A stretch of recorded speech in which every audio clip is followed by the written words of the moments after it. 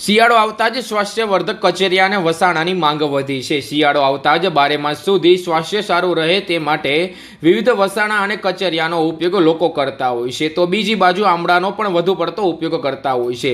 જોકે છેલ્લા કેટલાક સમયથી કચેરિયાના વેચાણનો ટ્રેન્ડ બદલાયો છે। અગાઉ ઘણી ગાંઠી મીઠાઈની દુકાનોમાં જ મળતું હતું, પરંતુ છેલ્લા એક દાયકાથી દેશી ઘાણીઓમાં કરી કચેરીઓ તૈયાર કરતા યુપીથી મોટી સંખ્યામાં પરપ્રાંતિયો નીકળી પડે છે।